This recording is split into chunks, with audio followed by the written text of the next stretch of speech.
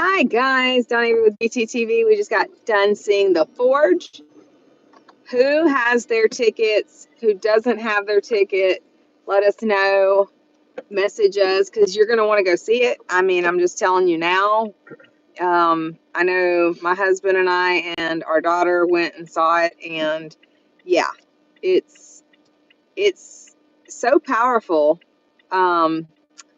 There's so many good nuggets in it about discipleship, about the walk alongside someone, about growing people, about leadership.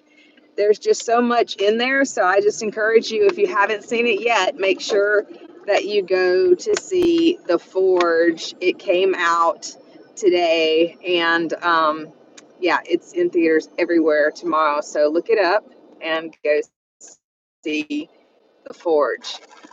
Well, let me also say about The Forge, because I think it's important that you see this movie. And the reason why I say that, because if you know anybody that needs to be discipled, probably all of us need to be discipled. I shouldn't say probably, but more than likely, everybody needs to be discipled because Everybody we need to does. know what it means to follow Christ. And I think one of the key nuggets that I would say that I picked up on this was that to take up your cross and follow Jesus. Sometimes practically we don't know what that means. And one of the things that they hit hard on this point is that something needs to die in your life. Oh, so And good. so when something needs to die in your life, what is that one thing that you hold above Christ, or knowing Christ, or having a relationship with Christ? In this particular movie, it was the video games. For this kid. But what is it for you? What are you holding above Christ? What is the cross? What is that thing that needs to die on the cross, so that way you can have a deeper and intimate relationship with Christ, that you would follow Christ no matter what, and that nothing would get in its way for you to follow him. And I think that was one of the most powerful points that they made and that they illustrated in this movie so clearly and so well. I mean, just wow. Yeah, without giving too much away. Yeah, without giving too much away, but they also hit different topics, like about forgiveness and redemption and restoration and, Yeah. and healing and stuff like that. So what a powerful movie. Had me in tears probably 2 or 3 different times throughout that movie. So good. The Kendrick brothers do a great job of portraying an amazing movie, and their characters and their acting ability in this movie. I like that the characters were really all good. from. I like that the characters were all from the different movies of the past. The War Room. Who's seen The War Room? Put praying hands if you've seen The War Room. Who has seen Fireproof? Put a fire emoji if you've seen Fireproof. Who has seen Courageous? Who has some incredible movies the Kendrick brothers put out, man. There's just so many. Overcomer. Overcomer. Yeah, the main guy in Overcomer is the one one of the lead characters. One of the lead characters, and I tell you what, the ability of these guys can act is just phenomenal. Yeah, and of course wow. Priscilla Schreier, and it was just they all did an amazing job of and you know how let's just be honest, I've heard a lot of people say, which just frustrates us, that Christian movies don't look up to par, and I think that's the other way around. I think secular movies have just poisoned our minds so much that we make Christian movies have to try and reach this scale rather than just supporting them. And it's easy for us to run our mouths about it doesn't look up to par, but we're not making a movie. We're not discipling anyone in that way. And so that's super important to remember that it's not that they are not up to par. It's that secular movies are just so toxic, and we've gotten used to that. And that shouldn't be the case. I don't care how great of a camera you have. I don't care how great of actors that you have, which most of them these days, or whatever. Most actors these days on secular movies, most of them have been on Epstein's Island. Anyway, so I don't care how much you point me to a regular movie that everybody's like, oh, but it's by such and such and produced by such and such. You know, you have great producers that have been pulled, like the one that made The Passion of the Christ, for example.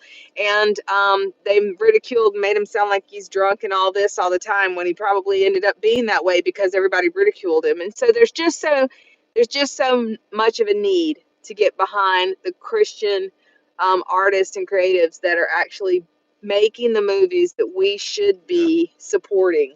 We should be supporting this. You should be supporting this.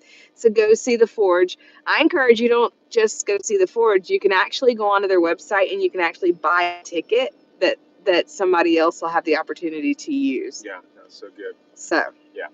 Well, and I'll just say this too. Sorry, we got a little mount here that we just need to shift around. No, but one of the things that I also liked about this movie, that it talked specifically about men in leadership and discipleship and mentoring. So and it's such an amazing way to show that in such a powerful way, and not a cheesy way, because I think that sometimes we, as Christians, the quality of movies, aren't, as like Donna was saying, aren't up to par to what Hollywood is up to.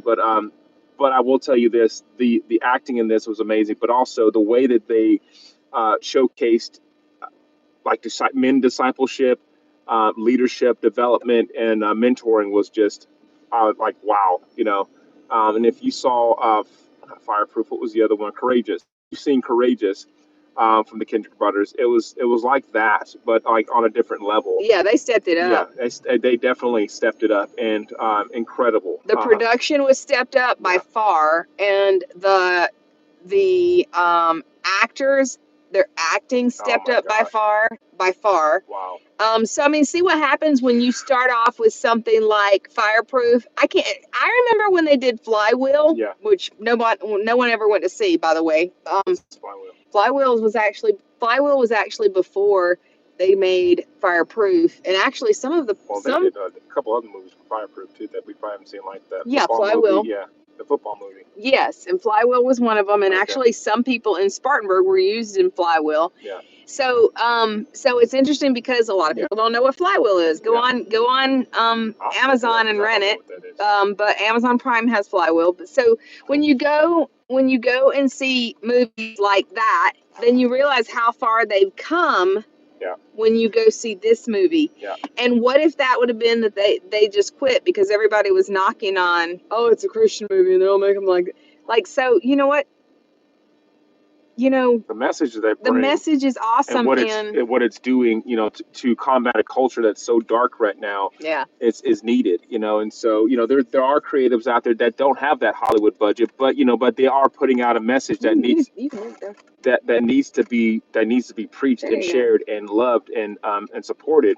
And so us as Christians, we need to go out there and support these types of movies regardless of what the quality looks like, and so do that. Do that. Support our community, because it helps that creative to do more. It helps that person to continue to grow in its ability and funding and all these other things, because they're putting out work that people want to see. Right. And so we got to support those. Anyway, but do you have anything else you want to share? I know.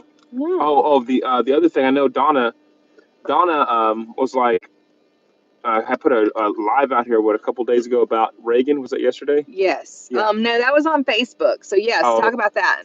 So anyway, I saw the preview for the movie Reagan. Oh my gosh, that's another good-looking movie that needs to be supported. Dennis Quaid. Dennis Quaid, a phenomenal actor. He's since given his life to the Lord, but he's been in a couple of great movies. If you've seen, I Can Only Imagine. I Can Only Imagine. He was the father there that got radically changed by his son in that movie.